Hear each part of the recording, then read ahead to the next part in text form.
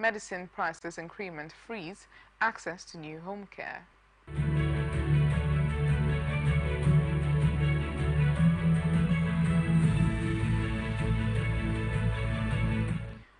Uganda is in talks with Chinese firm Sinohydro Corporation Limited for the development of a $180 million power transmission line to allow Uganda to export power to energy-starved South Sudan, the president's office said. As part of the talks, a delegation led by Yang Yizing, Sinohydro Corporation's vice president, met Uganda's president Yoweri Museveni on Monday, a statement from Museveni's office said late on Monday. The project will involve the construction of a 138 kilometers high voltage transmission line to take power to South Sudan, the expansion of 2 substations and construction of one new one, the statement said. We are very much willing to help develop this project with the required finance if needed, Zin was quoted as telling the president. Museveni expressed support for Sinohydro's offer to develop the project, the statement said. In June last year, the two countries signed a power sales agreement to allow Uganda to sell electricity to South Sudan. The Chinese firm is completing a $1.5 billion 600-megawatt hydropower project on River Nile in northern Uganda that is meant to be the source for the electricity exports to South Sudan. Israeli tanks forged deeper into eastern Rafah, reaching some residential districts on Tuesday, stepping up an offensive in the southern border city, where more than 1 million people had been sheltering after being displaced in 7 months of war. Israel's international allies and aid groups have repeatedly urged against a ground incursion into refugee-packed Rafah, warning of a potential humanitarian catastrophe. Qatar's Prime Minister Sheikh Mohammed bin Abdurrahman Al Thani said Israel's operation in Rafah have set back efforts at trying to reach a ceasefire in talks that are being mediated by Qatar and Egypt, although it would continue to negotiate.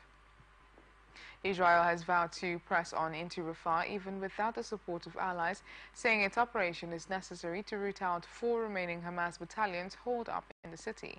The tanks advanced this morning west of Salahuddin Road into the Brazil and Janina neighborhoods.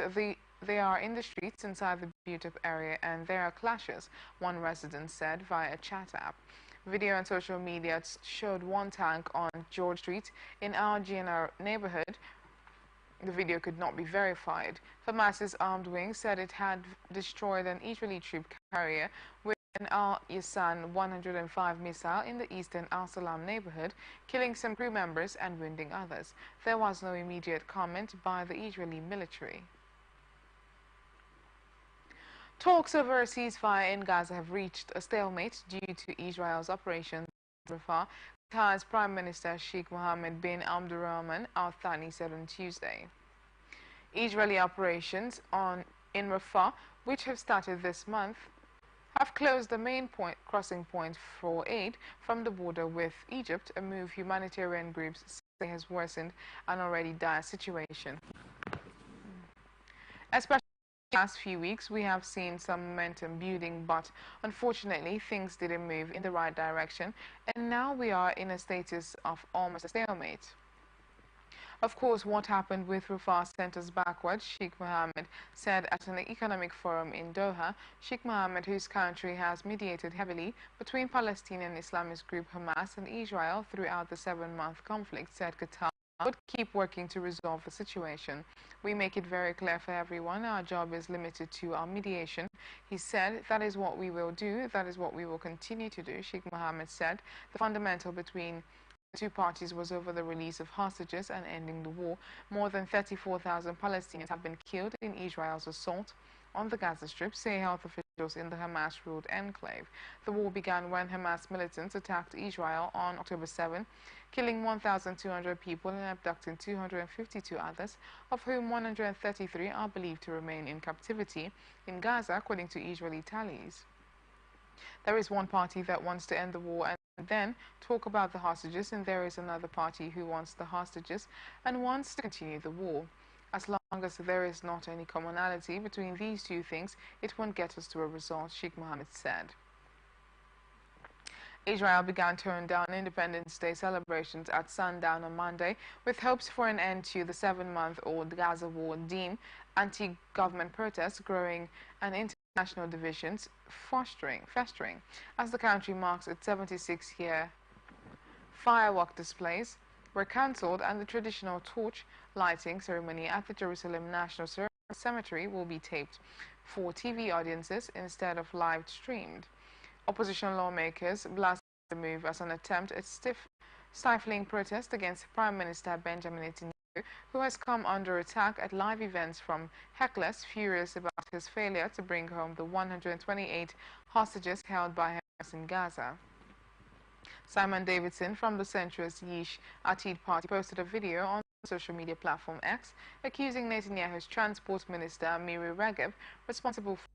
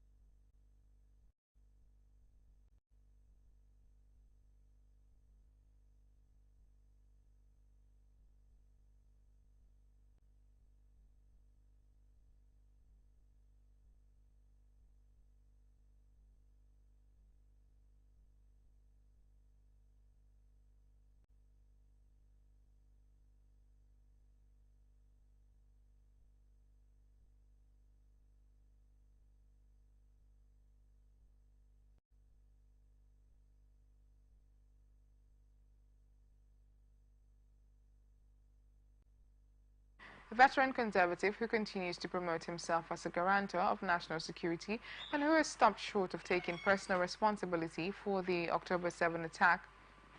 Although this is not a regular Independence Day, it is an opportunity for us to realize the significance of our independence, Netanyahu said in comments pre-recorded for TV audiences. Much public anger in Israel has focused on the government of Netanyahu, a veteran conservative who continues to promote himself as a guarantor of national security and who has stopped short of taking personal responsibility for the October 7 attacks. The head of powerful Lebanese armed group Hezbollah said on Monday that residents of northern Israel would not be able to return home for the start of the next school year if their government pressed on with its offensive in the Gaza Strip. Hezbollah has been exchanging fire with the Israeli military on the southern border. In parallel with the Gaza war, the armed group has said it is launching rockets at Israel both to support its ally, Palestinian armed groups Hamas, and to deter Israel from launching an attack on Lebanon. In a televised address on Monday, Saeed Hassan Nasrallah repeated that his group would keep fighting as long as Israel continued its assault of Gaza. The link between the supportive Lebanese front and Gaza is definitive, final and conclusive, he said. No one will be able to delink them. The fighting has displaced tens of thousands of people on both sides of the border and prompted fears of a bigger war between the heavily armed adversaries. Israel has said it wants to secure the north for residents to return home either through a mediated diplomatic agreement or a military attack against Lebanon. Families displaced from northern Israel had been hoping to return home by attacks on Lebanon over the weekend, and on Monday, security sources said. Hezbollah has responded with rocket fire, and Nasrallah said his group was continuing to develop its operations in quantity and quality. Memorial sirens for generations of Israeli war dead sounded on Monday, while air raid sirens warned of incoming shells from the conflict triggered by the October 7 Hamas. Azi Halavi took personal responsibility for the failure to stop the cross-border rampage by Palestinian gunmen, the deadliest day in Israel's history. Much public anger has focused on the government of Prime Minister Benjamin Netanyahu, a veteran conservative who long promoted himself as guarantor of national security. the war, which has set off a second front with Lebanon and drone attacks by Iranian-backed militias in Syria, Yemen and Iraq, and as a showdown with Tehran that he had long predicted. Our beloved who fell in this war and in all of Israel's war represent eternal values, love of humanity and people, love of country, readiness to sacrifice, belief in a just cause, Netanyahu said in a speech. It is either us, Israel, or them, the Hamas monsters, either continued existence, liberty, security, and prosperity, or destruction, slaughter, rape, and enslavement. We are determined to be victorious in this struggle. Hong Kong leader John Lee on Tuesday called for full information from British authorities on the arrest of 3 men, including a manager at a Hong Kong government office in the UK who were charged with assisting Hong Kong's foreign graduation photograph from 2002. Lee cited a statement from the Chinese embassy in London rejecting what it called. The embassy said the case could jeopardize China-UK relations amid lingering tensions over a sweeping national security crackdown in Hong Kong, a former British colony.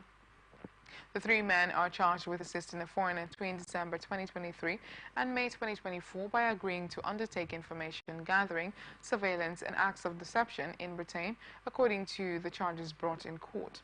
They are also charged with conducting foreign interference by forcing entry into a residential home. All the offences fall under the UK's National Security Act, which introduced new measures last year against foreign threats, including espionage and interference. The charges do not name the specific Hong Kong intelligence service. Vu Yuan Chong Bu is listed as the office manager of the Hong Kong Economic and Trade Office in London, a position Mando, and runs a private security firm. Yuan and Tricker did not immediately respond to a request for comment. They face a maximum possible sentence of 14 years for each charge. They were asked not to enter any pleas and will next appear in London's Old Bailey Court on May 24th.